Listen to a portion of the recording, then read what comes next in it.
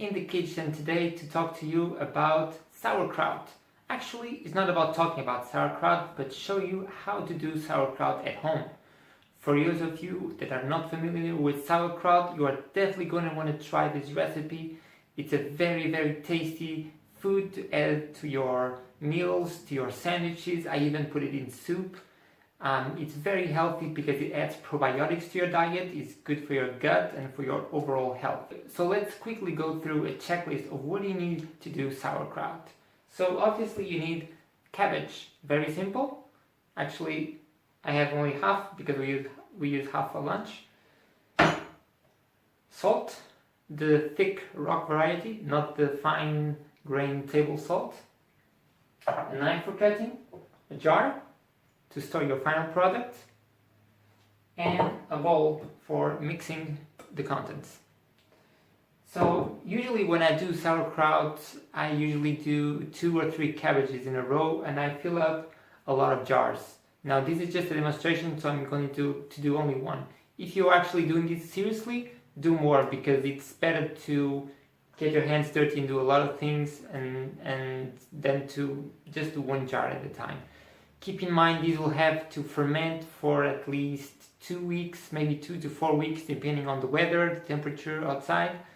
So it's good to do a lot of it and then wait, and then you can consume it as you need. When you finish it, when it's fermented, you can store it for a long time. But after you open the jar, the shelf life will reduce very, very fast. So usually you have to keep it in the fridge after you open it and consume it between 1, maybe 2 weeks maximum, or else it will get spoiled.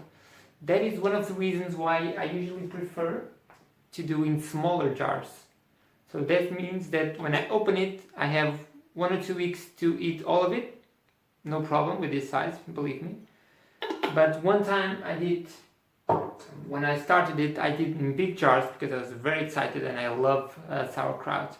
So I did in a big jar, and then I opened it, I started eating, and then when I was halfway through the jar, it started to smell a little bit bad, and the fermentation was going a little bit on the wrong side of things.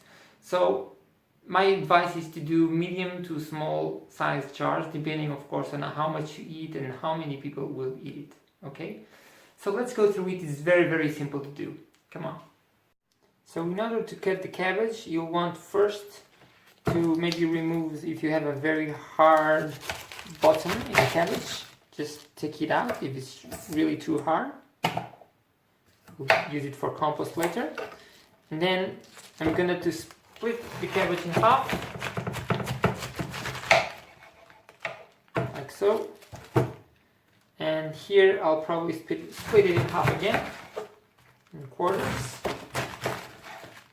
Okay. Now what are you going to do with each piece of these? We are going to cut it as fine and as thin as possible. We're going to cut very thinly through the cabbage. And if you think it is still too long, this is a good size, but you can also rotate it a little bit and then cut from the edge so that it's finer. So I'm going to go through it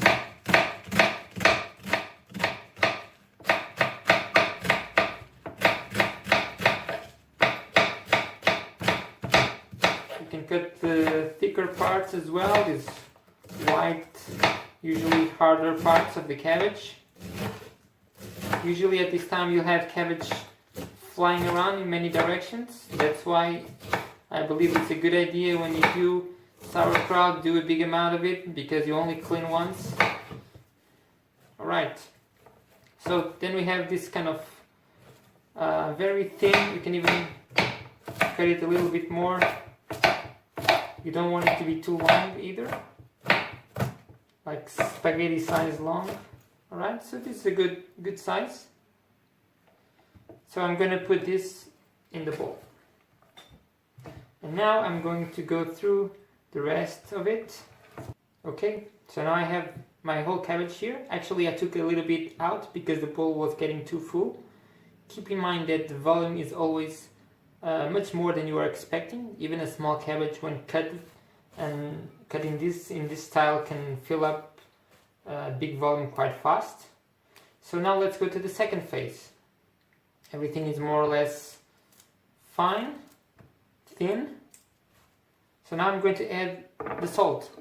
Now usually I add about 1 tablespoon of the salt. Maybe not even totally full.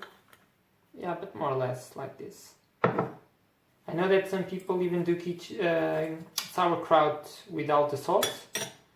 I never tried it, but I think the salt helps not only to preserve the sauerkraut, the taste is slightly different, and it also helps in this phase now, which is the mixing.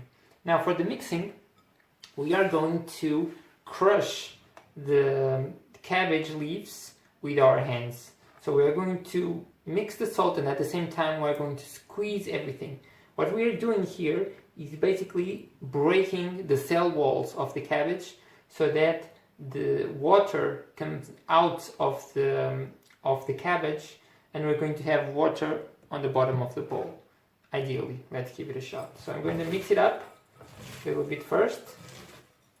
As you can see, this bowl is even a little bit smaller for this amount of cabbage. Easily comes out. And now I'm going to start applying some force, squeezing.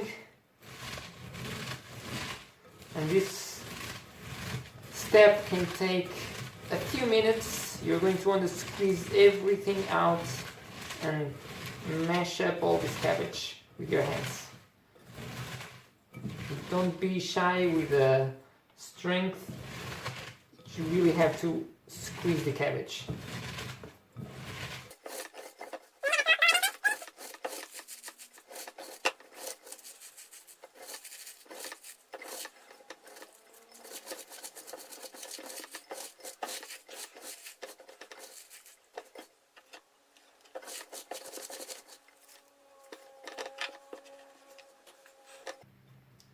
Okay, about 3 minutes later, I have squeezed everything.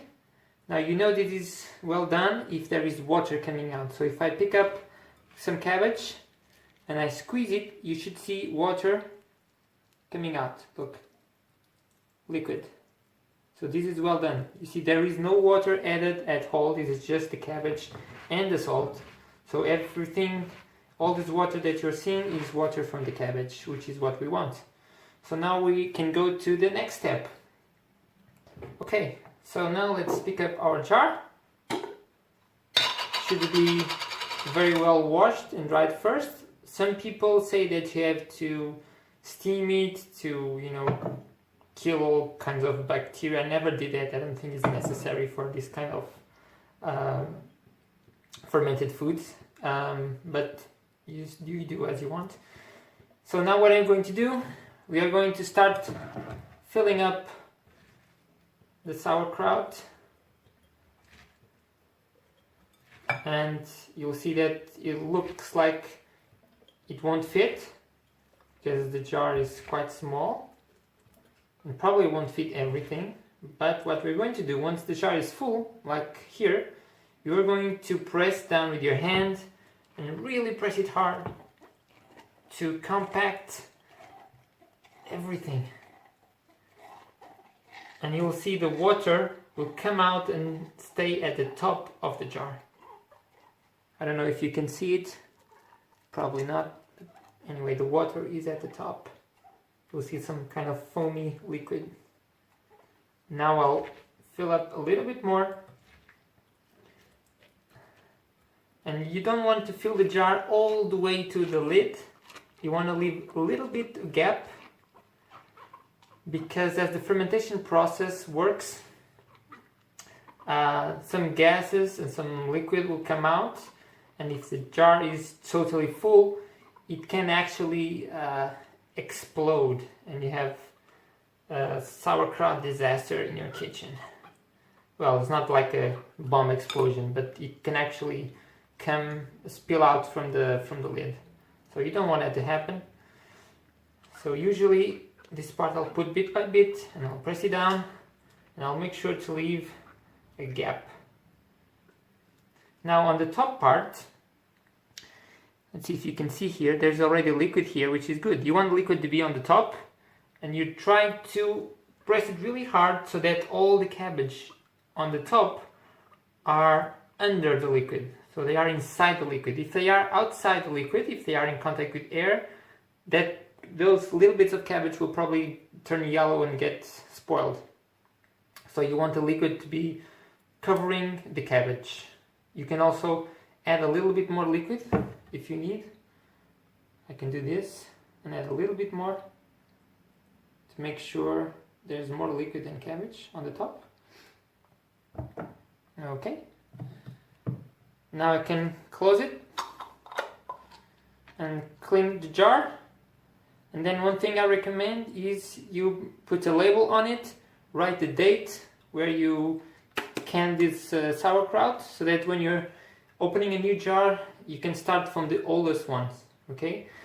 And it's always good to know for how long you've been having them, even to control the time it needs. So usually 2 to 4 weeks, depending on the weather. And that's it. It was very simple, very fast. It took me about 15 minutes for the whole process while filming and talking. So you can do this way faster if you're just focused on it. I still have this amount of cabbage left, and it was not even a full cabbage. So keep in mind that when you're doing your sauerkraut at home, it will always be more than what you're expecting. So have jars ready for it. If you do 2 full cabbages, you can fill up medium-sized jars, like 3 probably. Okay, so thanks for watching. If you have any questions, comments, if you've done this before, if you have any tips to improve my process or even to improve the taste of my sauerkraut, I'll be delighted to hear it from you. I'm always trying to find out new things and new ways to improve the things that I already do. So please do share if you have any ideas. And thanks for watching. See you soon.